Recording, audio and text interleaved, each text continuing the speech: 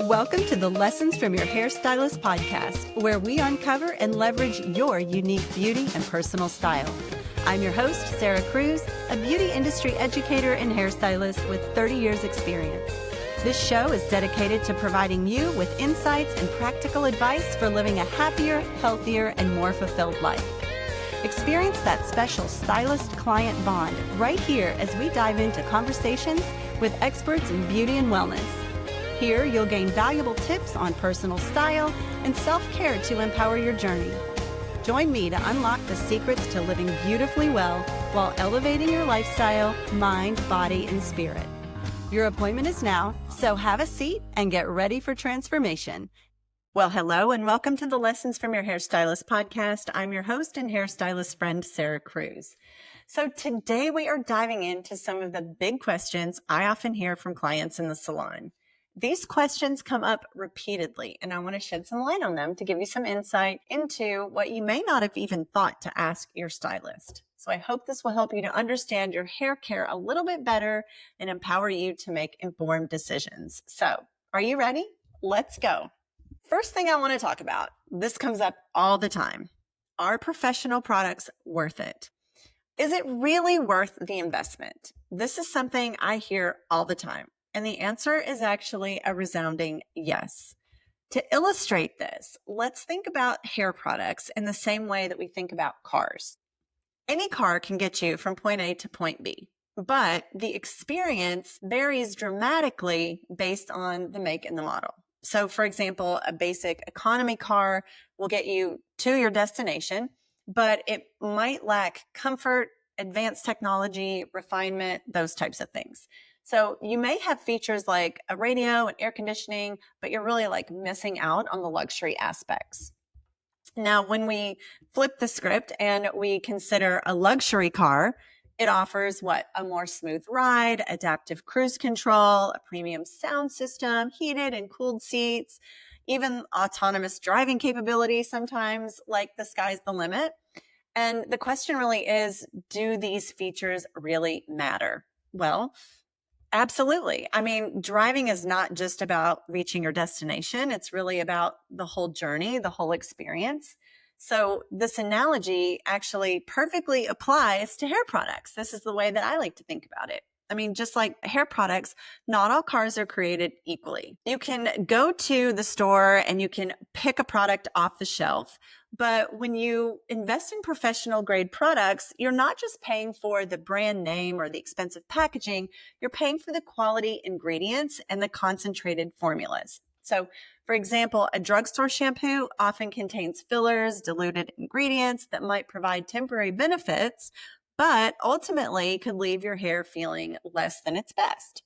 Now, in contrast, professional products are formulated with higher quality ingredients. So you'll have natural oils, vitamins, proteins, all of those things that really nourish your hair.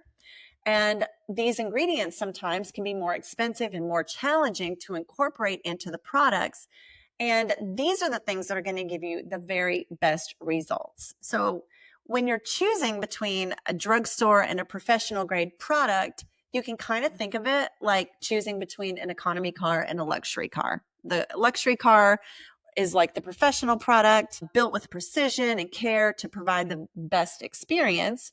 It has a higher concentration of active ingredients that work effectively without the unnecessary fillers.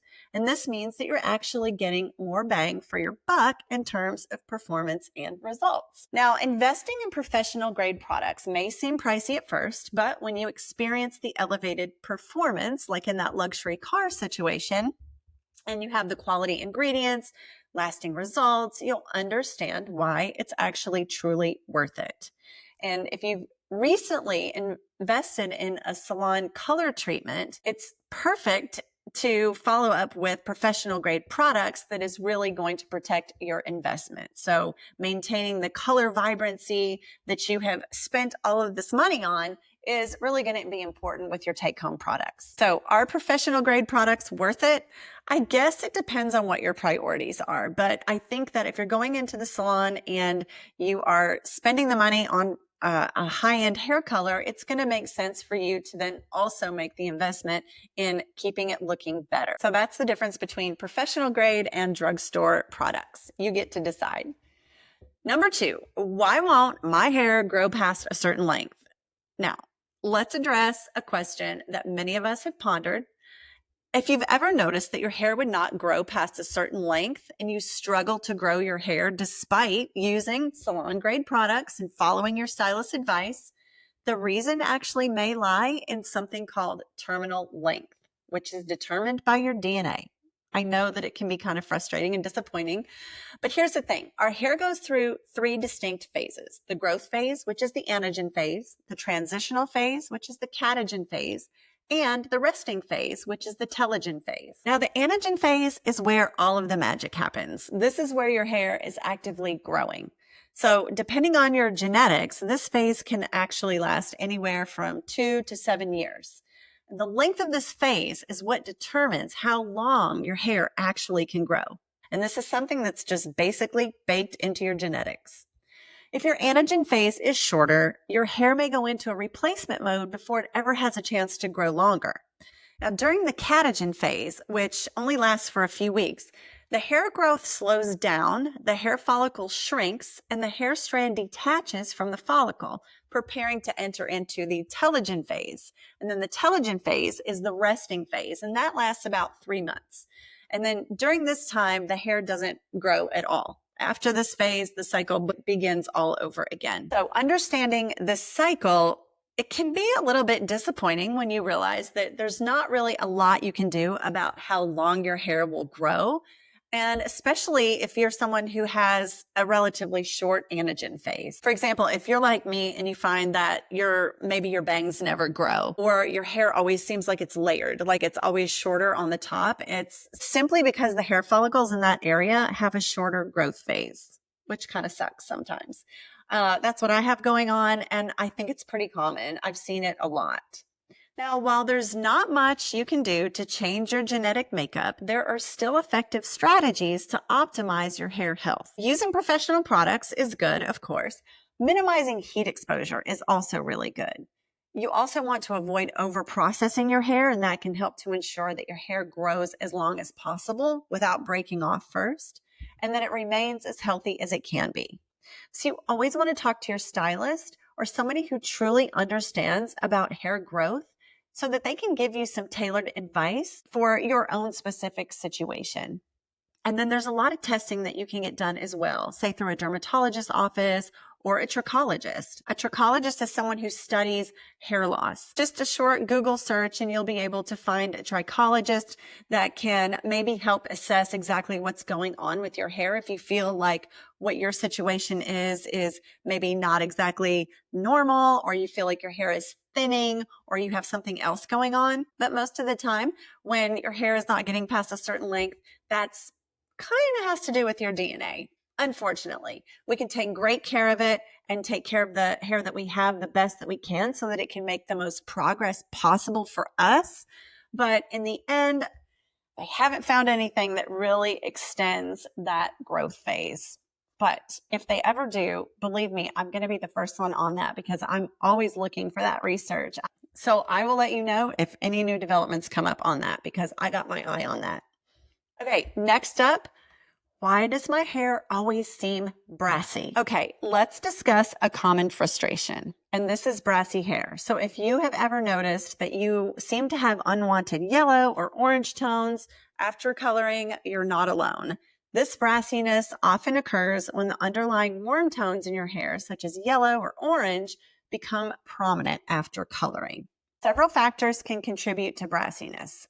One significant factor is oxidation. Over time, exposure to air, sunlight, environmental pollutants can cause color-treated hair to oxidize, leading to a warmer and brassier appearance than many of us would want. Another culprit could be the quality of your water. In areas where the water is hard, such as where we are here in parts of Middle Tennessee, the minerals in the water can react with the hair dye and strip away color, revealing those unwanted warm tones again. Hard water, which contains high levels of minerals like calcium and magnesium, can be particularly harsh on your hair. So it's essential to understand that most people have an underlying warm tone in their hair already. For example, if you're a brunette, your hair may have a naturally orangey undertone. When you color treat your hair or you chemically lighten it, that natural pigment is lifted to allow new color to show. However, this lifting process can also reveal those warm undertones, making brassiness more apparent over time.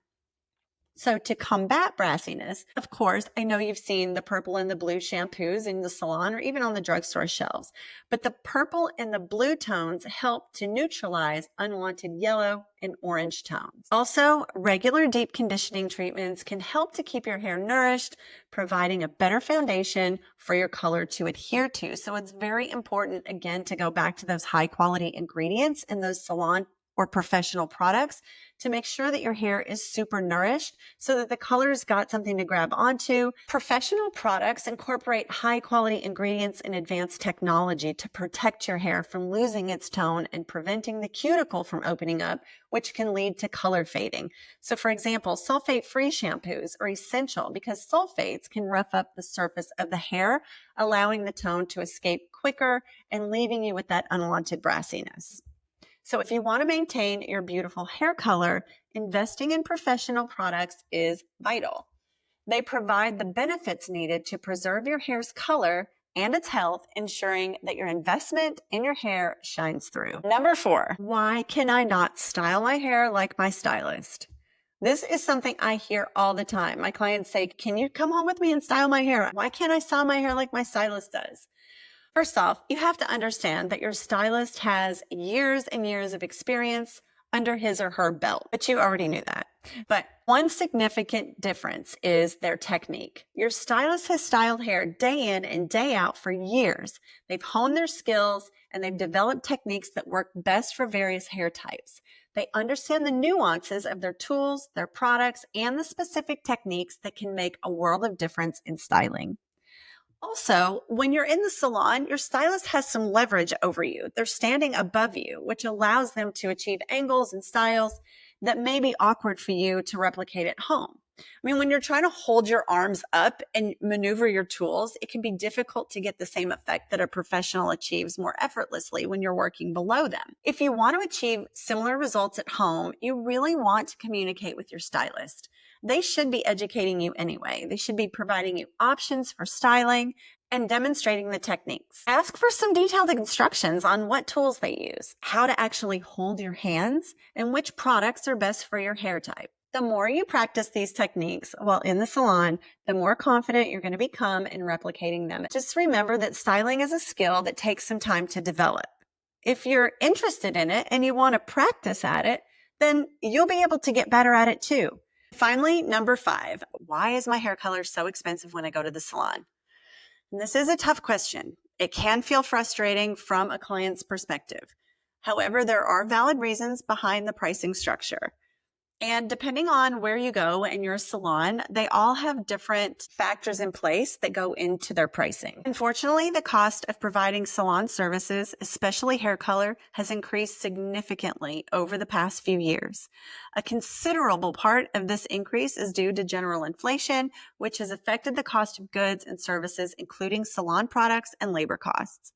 The price of high-quality hair color products and supplies has risen, forcing salons to adjust their service prices accordingly. Also, the profit margin in a salon is often razor thin. Any salon at all really has to carefully balance the cost of overhead, including rent, utilities, payroll, all of those things against their pricing to stay afloat. And the reality is that many salons have had to increase their prices simply to cover the costs and to remain in business. Also, the techniques used to achieve modern hair color these days, such as balayages and complex lived-in colors, they require special skills and a lot of time. These services can take hours to complete, and stylists invest in ongoing education to stay current with the latest trends and techniques. This level of expertise and the time spent on each client directly contributes to the price of the services. Also, after the pandemic, salon color actually went up by 10 to 20%. So while it might be easy to think that your salon is gouging you, You really do have to understand all of the complexities that go into providing high quality hair services. Most salons are not trying to gouge clients. They're genuinely striving to offer the best services possible while maintaining their business. It's all about staying afloat and being able to serve the customer. So for the most part, salons are doing their very best to keep costs down, but at the same time, you just can't operate a business at a loss. So this has been a really quick episode, but I wanted to go over the top 5 questions that I have heard over and over again. And I hope that they have informed you and shed some light on some of those things that you may have been thinking about yourself, but didn't want to ask your stylist. I hope this episode has provided you with valuable insights into some of the most common questions I hear in the salon. Understanding the reasons behind professional products, hair growth, color maintenance, styling techniques, and pricing might empower you to make informed decisions about your hair care, and I hope that it helps. Thank you so much for joining me on the Lessons from Your Hairstylist podcast today. If you have questions or topics you'd like me to cover in future episodes, feel free to reach out. Until next time, take care of your hair and remember that investing in quality products and services is essential for maintaining its health and beauty. I'll see you on the next one. Thank you for joining me on this episode of Lessons from Your Hairstylist. I hope you found inspiration and actionable insights to embrace your unique beauty and elevate your life. Remember, it's all about taking small steps towards a happier, healthier you. If you enjoyed today's conversation, please take a moment to subscribe, leave a review, and share this episode with someone who might benefit from it. Together, let's continue unlocking the secrets to living beautifully fulfilled. Until our next appointment, keep your thoughts on your visions, your self-talk kind, and remember to keep your heart open so you don't miss any opportunities waiting for you out there. I'll see you on the next one.